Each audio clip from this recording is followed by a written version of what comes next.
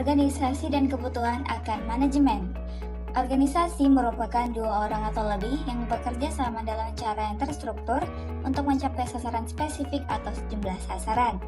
Goal atau sasaran, organisasi seringkali mempunyai lebih dari satu sasaran. Sasaran merupakan elemen dasar dari suatu organisasi.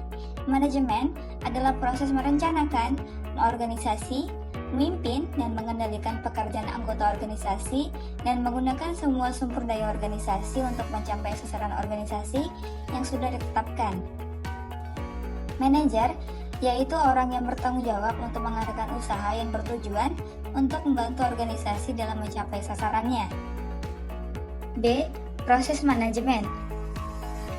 1. Planning atau perencanaan. Perencanaan adalah proses untuk menentukan tujuan yang akan dicapai serta langkah-langkah yang harus diambil untuk mencapainya.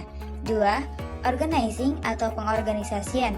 Pengorganisasian adalah proses pemberian tugas, pengalokasian sumber daya, serta pengaturan kegiatan secara terkoordinir. 3. Actuating atau pengarahan atau kepemimpinan. Kepemimpinan adalah proses untuk menumbuhkan semangat pada karyawan supaya bekerja giat serta membimbing mereka melaksanakan rencana dalam mencapai tujuan. 4. Controlling atau pengawasan atau pengendalian.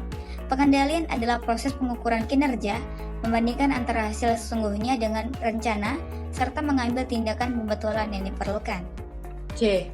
Berbagai tipe manajemen. Tipe-tipe manajemen menurut Harbison dan Myers: 1.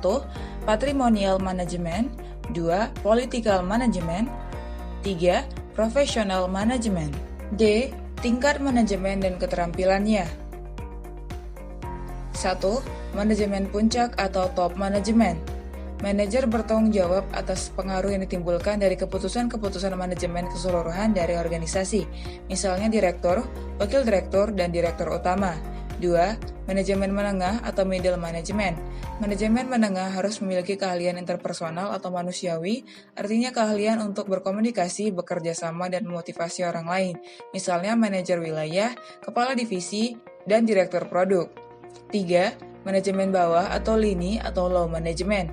Manajer bertanggung jawab menyelesaikan rencana-rencana yang telah ditetapkan oleh para manajer yang lebih tinggi, misalnya supervisor atau pengawas produksi dan mandor.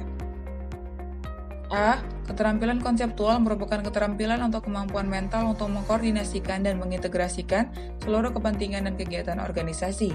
B. Keterampilan kemanusiaan merupakan kemampuan untuk saling bekerja sama dengan memahami dan memotivasi orang lain. C. Keterampilan administrasi merupakan kemampuan yang ada hubungannya dengan fungsi manajemen yang dilakukan. D. Keterampilan teknik merupakan kemampuan untuk menggunakan peralatan-peralatan, prosedur, dan metode dari suatu bidang tertentu.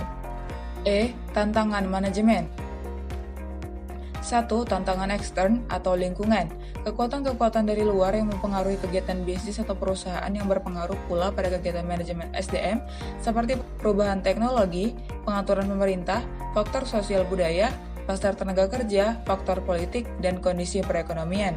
2. Tantangan intern atau keorganisasian.